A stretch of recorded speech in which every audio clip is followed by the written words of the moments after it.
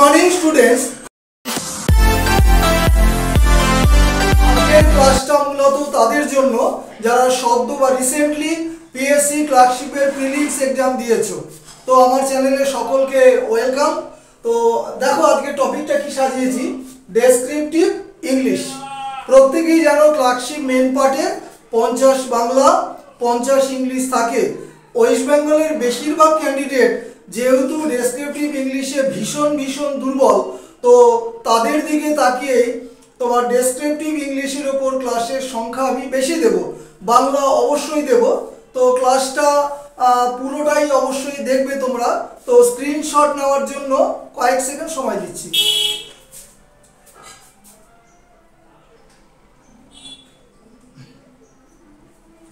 চলো ক্লাসটা শুরু করি। তো টপিকটা দেখো, ডেসক্রিপটিভ ইংলিশ, মার্কস 50 মানে 50। কি কি থাকে? Report 15, precis 15, translation 20। তো প্রিভিয়াস ক্লাসে রিপোর্টের উপর ডিসকাশন করেছিলাম, পুরো ক্লাসটা আশা করি দেখে নিয়েছো, নাহলে দেখবে। প্রেসির উপর আলাদা ক্লাস হবে। তো আজকের ক্লাসটা মূলত ট্রান্সলেশনের উপর। কোন কোন টপিকের উপর আমি একটু যত্ন বা নজর দেব, তাহলে আমি ট্রান্সলেশনটা করে আসতে পারবো। প্রথমেই বলি, অত কিন্তু সহজ নয়। বলাটা যত সহজ, অতটা তোমার হলের মধ্যে করা অত সহজ নয়। কি কি টপিক দেখি? টেন্স, 12টা টেন্স থাকলেও আমরা মূলত 8টা টেন্সের উপর ফোকাস করব। অলরেডি ইন্ডিভিজুয়াল টেন্সের উপর ক্লাস হয়ে গেছে। Simple present, simple past, present perfect continuous, future perfect, এরকম ক্লাসগুলো আমি দিয়েছি। তো যদি আমাকে বলো যে কম্পিটিটিভ এক্সামে কোন কোন টেন্সের উপর ফোকাস বেশি করতে হয়, বলি। যদি তোমার লিটারেচারের উপর কোনো প্যাসেজ দেয় বা কোনো রিফ্লেকটিভ কোনো প্যাসেজ দেয়, তাহলে কিন্তু তোমার টেন্সটা হয়ে যাবে প্রেজেন্ট টেন্সে যে 4টে পার্ট আছে সেই 4টে, ঠিক আছে। বিশেষত সিম্পল প্রেজেন্ট এবং প্রেজেন্ট পারফেক্ট, এই দুটো টেন্স, বাদ বাকি দুটোও দেখবে। যাক, পরবর্তী টপিক হচ্ছে এপি মানে অ্যাপ্রোপ্রিয়েট প্রিপোজিশন বা আর্টিকেল প্রিপোজিশন, দুটোই ধরতে পারো। 3 নম্বর হচ্ছে modals, can, could, shall, should, আলাদা ক্লাস হয়েছে। 4 নম্বর হচ্ছে এনসি, অবশ্যই ডাইরেক্ট স্পিচ, ন্যারেশন চেঞ্জে ডাইরেক্ট স্পিচের কোনো তোমার ব্যবহার হতে পারে প্যাসেজে, সেটা প্যাসেজের মিনিং অনুযায়ী, যেরকম আমার বাংলা প্যাসেজ থাকবে সেরকম।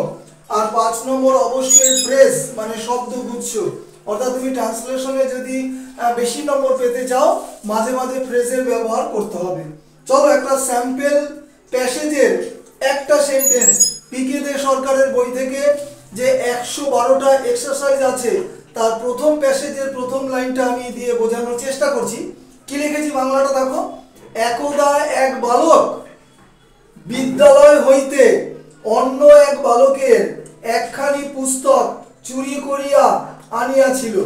যদি বলতো চুরি করেছিল, তাহলে একটু সহজ হতো। চুরি করা ইংরেজি স্টিল, চুরি করিয়া আনিয়াছিল পাস্ট ফর্মে, তাহলে স্টিলের পাস্ট ফর্ম স্টোল করে দিলেই হবে। তো আগে একদার জন্য আমি কি লিখেছি দেখো, একদার জন্য আমি লিখেছি ওয়ান্স। সাবজেক্ট এক বালক, আ বয়।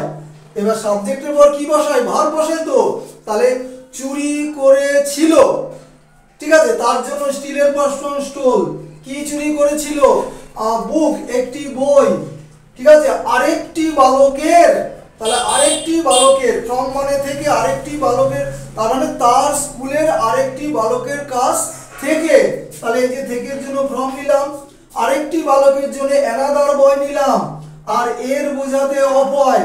দেখো অফ হিজ স্কুল, তার স্কুলের, তাহলে এর বোঝাতে অফ, তাহলে তার স্কুলের আরেকটি বালকের কাছ থেকে একদা একটি বালক একটা বই চুরি করেছিল, এবং চুরি করে বইটা কোথায় রেখেছিল? নিশ্চয়ই পুকুর পাড়ে ফেলে দেয়নি বা পার্কে নিয়ে যায়নি। এখানে বালক বলেছে, সেন্স বুঝবে। বালকটি কিন্তু চুরি করে বইটি বাড়িতেই এনেছিল। তাহলে কি লিখেছি? অ্যান্ড, এবং। আনা ইংরেজি যদি ব্রিং হয়, তার পাস্ট ফর্ম হয়েছে ব্রট। অ্যান্ড ব্রট ইট, ইট মানে বইটা, এটা প্রোনাউন ব্যবহার করেছি। তাহলে অ্যান্ড ব্রট ইট হোম, এবং বাড়িতে এনেছিল, ঠিক আছে। একটা স্যাম্পল লাইনের উপর তোমাদের আমি বোঝালাম। তো পরবর্তী ক্লাসগুলো সম্পূর্ণ প্যাসেজের উপর দেব। তো ক্লাসটা শেষ করলাম। সকলের কাছে লাইক সাবস্ক্রাইব অবশ্যই আশা করি। এরকম সহজ বাংলায় মেন পার্ট অবশ্যই বোঝানো হবে। ক্লাস শেষ করার আগে আরও একবার বলি, তোমরা প্রত্যেকটা ক্লাস প্রতিদিন দেখে নেবে যখন সময় পাবে। হার্ডলি 5-6 মিনিটের ক্লাস, তাই না? তো ক্লাস শেষ করছি। Have a good day.